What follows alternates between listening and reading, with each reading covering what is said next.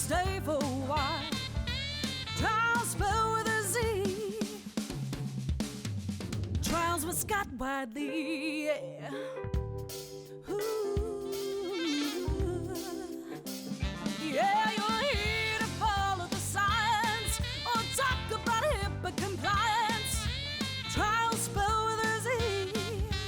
Trialz with Scott Weidley, yeah. Welcome to another episode of Trialz with a Z. Thank you for joining us, Lincoln Kennedy, Raiders superstar, and now color commentator for the Raiders. Also do college football with the Pac-12 network that's now defunct and broken up. But also the entrepreneur, own a couple restaurants, one here in town, as a matter of fact, as well. Oh, nice. Awesome. I definitely want to touch on that. That's Absolutely. Very cool. Well, let's start by talking a little bit about your career, how you, maybe we go way back. How did you get interested in football? It's actually a funny story. So I grew up a musician. I played the trumpet in band, and I was performing on a halftime routine for my high school. When my high school coach saw me out there in the field, came up after the routine, and he was like, "What grade are you in?" I said 9th grade, and he's like, "You're coming out for football next year." That's how my football career got started. Damn! Wow! I had a similar experience, except I never actually played in the NFL. But yeah, they recruited me too, just based on who's that big guy. That's who's exactly that big right. guy over That's there. exactly right. So Awesome. very similar story. Yeah, beautiful, beautiful. Okay, so you're playing that in high school, and then tell me more about your college career. Well, growing up in the inner city in San Diego, I was trying to figure out a way of getting out of my setting and my surroundings. And so when football came along, it actually propelled me to the next level. I was able to get an education, a scholarship. I went to University of Washington, where I spent 5 years not only playing football, but getting my education. Graduated from there, and then had the luxury of being drafted into the luck, I should say, of being drafted into the National Football League in 1993. And then where I had a 11-year career. Here we are today. Wow, amazing how hard work and skill helps with helps increase the luck. Without a doubt. Congratulations. Yeah. Awesome on that. And what was your major? My major was communications with a minor. Yeah, well, actually, my major was arts with a minor in communications. Oh, perfect. Because I couldn't get into the communication school when I wanted to when I first applied, so I went through the arts and then had a minor in communications. Nice. Well, you're utilizing that now with your. That's what they say. Yeah. That's what they say. I never really planned on getting into the broadcasting business. I actually went to school initially to be a litigator. I wanted to be a lawyer. Oh wow! But then my coach, my classes that were offered for political science and to support my major weren't available in the morning. They were available in the afternoon. And my football coach told me that I was there to play football, not become a lawyer. Right. So I had to respect that, and I had to change my major. Nice, excellent. So then tell me about the draft and your first NFL experience. Well, the year before I got drafted, when I was a junior, I had the fortune that my team, we won a national championship. We had a very successful year, and people were projecting I was going to come out then because I had a high draft status surrounding me. But I had made a promise to my mother when I left home, because I left home rather young. Younger than expected, that I would not leave University of Washington without a career, without a degree. And so when the NFL came calling, I was just like, okay, not really putting much creed into it, thinking that it wouldn't happen. But then when it did, I was very fortunate. I was there surrounded by family and friends when I got picked by the Atlanta Falcons in 1993. That's the first team that picked me. And I was number 9 overall, so it was a good day. Awesome. And then ultimately that led you to the Raiders, yes. Right? That was After a small career, a small time with the Falcons, I asked to be traded because I wasn't happy there, and I got traded to the Oakland Raiders, and where I finished out the rest of my career for the final 9 years. Nice. Now I actually grew up in Pennsylvania. What part? So, right outside of State College. I was born in York. Nice. Small world. Yeah, exactly. Actually my cousin grew up in York. Yeah. And they moved to a town nearby called Lebanon. Oh yeah. And I remember I was a little kid, like 5 years old. We went to Lebanon, and at the time, Lebanon in the Middle East was at war. Right. And I was a little kid. Yeah. I thought we were going there. War zone. Yeah. When we got there, it's like, this is nicer than our neighborhood. So true. Awesome. But Steelers were a big rival back in the day of the Raiders. Were you a fan of either Raiders or Steelers at the time? No, but growing up or being born in York, I grew up actually in San Diego, spent most of my time in San Diego, so that's where I call my hometown. But all my family were either Eagle or Steeler fans. So they were houses divided. And I actually grew up a Cowboys fan because I like the color blue, and I wanted to be a Cowboy because those were my favorite. Beautiful. And they were doing very well. They were Yeah, doing very well absolutely. at that time too. I actually had the jersey. Tell me if you recognize who this is. 88. 88. Well, for whom? Oh, Steelers. Oh, Steelers. Lynn Swan? Yeah. I didn't know who you were talking about. Yeah, sorry. I was stuck. I just assume everybody thinks Steelers. No. Nice. So of course you were in the Super Bowl. Right? Yeah, I did. I played in the Super Bowl. Well, it was a great experience. I think it's fair to say whenever anybody who ever gets into sports wants to be a champion. You don't get into sports to lose games or just go through the motions. I mean, that's counterproductive, especially all the hard work that you have to put into it. So getting to that level, actually feeling that level of success was very almost like a dream come true. And the only, disappointment wasn't we weren't able to win it, but it's a team game. And, the thing is that I don't take anything away from my teammates or myself. We just didn't get it done. The Tampa Bay Buccaneers were the better team that day. Right. We played. And with football, it's single game elimination. So it's unlike the other sports where you've got multiple games and a series and stuff like that. You don't have that in football. You just have one time, you have one shot, and you have to make the best of it. Overall, the experience was wonderful. I got the chance to play in my hometown, San Diego. Oh, That's where I played the Super Bowl. So I was surrounded by family and friends. And like I said, the only bad part about it wasn't able to take home the trophy.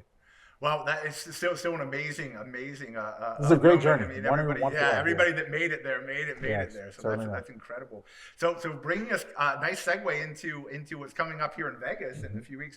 Tell me what your thoughts are on this Super Bowl coming up. Well, I tell you what, it's really surprising because growing up and coming over to Vegas quite a few times, especially when I was younger, I'm a big poker player, so I used to play a lot of cards back in the day.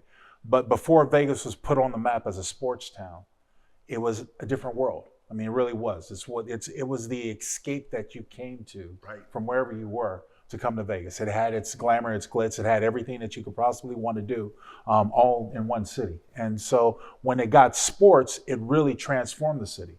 It's hard to recognize Vegas now, even when I come in for work. So much has changed. So much has been built up. So much has grown.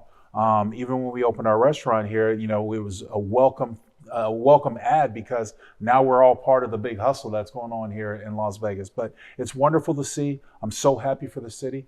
I'm so happy for the citizens that live here, mainly because now that sports is here, they're a part of the bigger world. Right. And when you think about it, before sports came, you would talk about LA, New York, all the other places that you would go to watch sports or to be entertained. Vegas only had a certain groove level of entertainment, whether it was the casinos or whether it was the clubs or the musicals, much like New York. But now that you have the sports here, you're soon going to have baseball, you're going to have Major League Soccer, everything else is coming here. It's going to be a major metropolis like a New York, like a LA and other places. Right, and I think they had the hockey thing going on, and I think there's are the A's moving here? That was the thing. That's been projected. Yeah, the A's are going to move here. The Aces are already here. It's pretty soon. They've got the NBA voted in an expansion team for the NBA to come here. Oh. So you're going to get an NBA team pretty soon. So you'll have all the major sports right here in Vegas, and it's a great thing because here's the Raiders marketing tool. When they first talked about moving here was, you come to Vegas to enjoy a weekend. What better way to enjoy a weekend by the end of the weekend to go watch your favorite team? It doesn't have to be the Raiders. Allegiant Stadium is beautiful inside, but it's one of the things that everybody wants to see because everybody in America likes new stuff. Right. Yeah, for sure. So we'll come back to the Super Bowl because I want to hear about the restaurant. Tell me about the restaurant. Well, I'm part of a franchise called Angry Crab Shacks. Oh, nice. And we're right down on Sunset and Green Valley Circle. We got a nice location there, a nice size location there. But the push was when the Raiders were coming here, I brought a franchise here. Originally based in Arizona. So far, the franchise, the corporate entity has grown over 28 restaurants. As far away as Scotland and England. You also have a restaurant across the border in Mexico, and we're working on other locations around the country. Nice. So international. That's right. And it's seafood? Seafood, crab and boil, bag and boil concept. I'm not sure if you're familiar with it. No, I don't think I've had it. Put all your ingredients and your sauces and your spice level in a bag, and you boil it. to help infuse the flavor. And you eat with your hands. Your table's it's like a good old fashioned backyard barbecue. I will check it out. Absolutely. Check it out. Beautiful, beautiful. So back to the big game. And I don't know if you make predictions. Do you make predictions on Unfortunately, I was talking with Jacob, your technical producer, and he was asking me about it. I was like, I can't have a dog in this hunt. I don't like Kansas City. Obviously, they're in our division, and it's a longtime rival. And of course, being across the bay from San Francisco, I don't like those spoiled SOBs too. So, for all the time that I was in the Bay Area, so I don't have a dog in the hunt. I'm hoping it's a good game. I could really care less. I have people over my house entertained, but I could really care less who comes out on top. Nice. Well, I lived in San Francisco for 20 years, and they are spoiled. Oh, I know. Fantastic, cool. And I know. So Jacob. Speaking of Jacob, he asked me to ask about this thing. What's her name? The pop star. Taylor Swift. What do you want to know? Oh, I know about it. How can you not know about it? Yeah. Living under a rock. Yeah. So, do you think it's? I see it all the time on the news, and the new advertisers for the Super Bowl. Is it being overblown, or is it really having this kind of effect? Well, it's having an effect. There's no doubt about it. I've met several people this year who said they become Chiefs fans mainly because they like Taylor Swift. So it's having an effect. I think.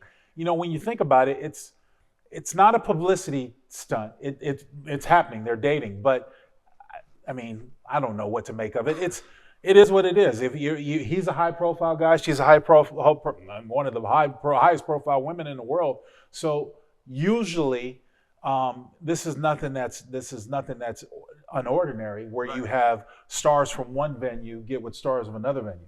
You often see musicians dating actresses, and actors dating sports. I mean, so it's across the board. It's part of it. It's part of the fanfare. It just, what I don't like is when you turn on a football broadcast and all they got to do is find out where Taylor Swift is. That's what I get tired of. Right. Because I didn't turn on the football to watch. I didn't turn on the game to watch Taylor Swift react to the thing. I don't care. Just like I don't care about many of the people that are in the stands, I turn to watch the game. So it is what it is. Right. To each his own. I'm like watching CNBC to get stock updates. They're talking about Taylor Swift. True story. Right. I'm more of a Miley Cyrus fan anyway. That's there you go. Signed Miley Cyrus. Well, then when she's starting to date a football player, we'll see if that. Yeah. We'll see if she gets the same level of fame. Awesome. Well, thank you so much for joining us today. My pleasure. I have just one more question. Okay. How do you spell Trialz? Should I question my English teacher, or should I do it the way it was? Question your English teacher. So what I realized when we were talking about it off air was like, you spell Trialz Trialz, and of course most of us put an S at the end, but the thing is that we and Americans butcher the English language so much. We want to type everything like tickets is typed TIX. Right. Or pictures are PIC. Everything's shortened and hyphened or whatever. But so I'm going to adopt the new way that you spell Trialz and take it on in my own. I'm just hoping that my English teacher doesn't get mad at me when she sees it. I'll end it with this. Do you know Mike Pritchard? I do know Mike Pritchard. He was on the show. Mm-hmm. I tossed him the ball. I said, "What do you think?" He said, "Good, but could have used a little more spin." So I'm gonna try. Oh, really? Okay, Scott, I'm ready. I don't know if I got any spin on there, but I'm gonna try. It's a little bit of spin. A little bit. But you want to do more like that. More like that. That's more. Yeah, you want to do it. I still can't do it. That's okay. You put it on the outside and you flip it. Yeah, you flip it. Yep. Flip it. There you go.